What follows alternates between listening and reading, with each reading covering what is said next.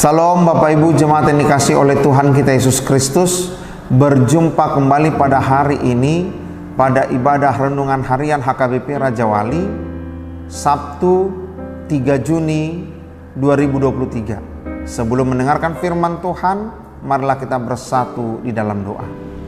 Anugerah dan damai sejahtera dari Allah Bapa itulah kiranya yang memelihara hati dan pikiran Bapak Ibu sekalian di dalam Kristus Yesus. Amin. Firman Tuhan untuk kita pada hari ini tertulis di dalam kitab Kejadian pasal 2 ayat 7. Demikian bunyinya. Ketika itulah Tuhan Allah membentuk manusia itu dari debu tanah dan menghembuskan nafas hidup ke dalam hidungnya. Demikianlah manusia itu menjadi makhluk yang hidup. Demikian firman Tuhan. Ketika kita mempelajari tentang firman Tuhan mengenai Imago Dei, kita segambar dengan Allah.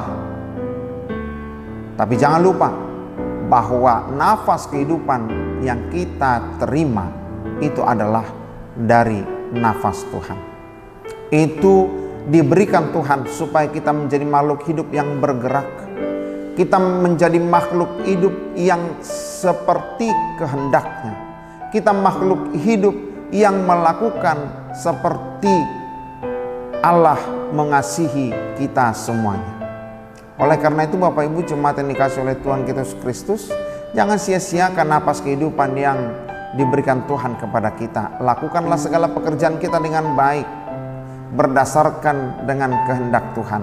Jangan melakukan segala sesuatunya dengan kehendak pribadi dan pikiran kita masing-masing, tapi lakukanlah seturut dengan kehendak Tuhan. Karena kekuatan kita, napas kehidupan kita, bahkan setiap yang ada pada kita itu adalah dari pemberian Tuhan. Pernahkah kita berpikir bahwa dengan gratisnya kita memperoleh napas tadi hanya dengan kasih Tuhan?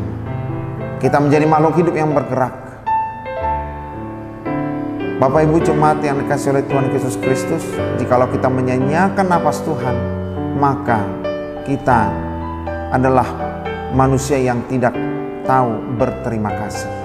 Oleh karena itu, kita adalah debu dan tanah awalnya. Kita bukan siapa-siapa. Kita adalah makhluk hidup yang tidak bergerak. Kita belum dikatakan makhluk hidup. Kita masih makhluk yang mati, yang tidak bisa bergerak. Lalu Allah mengembuskan nafasnya kepada kita, maka kita menjadi manusia seperti yang sekarang ini. Oleh karena itu, jangan menyanyiakannya dengan melakukan kejahatan, kebencian, penistaan, penganiayaan, pengeroyokan dan yang lainnya. Tapi lakukanlah kasih seperti Allah mengasihi dunia ini. Itulah yang dikehendaki oleh Tuhan. Itu sebabnya Dia memberikan napasnya kepada kita semuanya, supaya kita melakukan seturut dengan kehendaknya. Pernahkah kita berpikir, apakah kita pernah bisa tahan tidak bernapas 10 menit saja? Saya yakin kita tidak tahan. Kita tidak bisa. Dan kita tidak mampu untuk melakukannya. Kenapa? Karena napas kehidupan itu, napas kehidupan yang tidak kita tahu harus setiap detikkah, atau 1/10 detikkah, atau 1/100 detikkah kita harus menghirup udara. Kenapa? Karena kita harus bergerak. Ada sirkulasi kehidupan yang harus kita jalani di dalam kehidupan kita. Oleh karena itu, lakukanlah segala sesuatunya seturut dengan kehendak Tuhan. Lakukanlah apa yang diperintahkan Tuhan, supaya nafas itu, supaya kehidupan itu, supaya nyawa itu tidak sia-sia. Jangan nanti sampai kita berakhir di dunia ini, kita tidak pernah melakukan kebaikan. Atau mungkin kejahatan itu lebih banyak daripada kebaikan yang kita lakukan dalam kehidupan kita.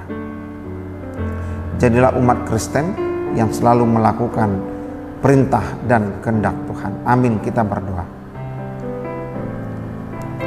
Sungguh kami berterima kasih Tuhan atas napas kehidupan yang Kau berikan kepada kami. Itulah bukti nyata kasih-Mu kepada kami. Engkau membuat kami menjadi manusia yang bergerak. Engkau membuat kami menjadi manusia yang dapat beraktivitas. Awalnya Tuhan, kami bukan siapa-siapa. Kami dari debu dan tanah. Kami tidak bergerak. Kami tidak memiliki nilai yang berarti. Tetapi setelah Engkau memberikan nafas-Mu kepada kami menjadi manusia yang berarti. Kami memiliki arti dan nilai dalam kehidupan kami. Oleh karena itu Tuhan, jangan biarkan kami menyia-nyiakan napas kehidupan yang Kau berikan kepada kami. Hingga nantinya Tuhan, ketika napas kami itu kembali lagi kepadamu, kami lebih banyak melakukan kehendak-Mu. Meskipun kami tidak bisa luput dari dosa, tapi kami yakin dan percaya Tuhan, kami sebagai umat-Mu harus mampu melawan dosa itu dengan berseru kepada nama-Mu saja.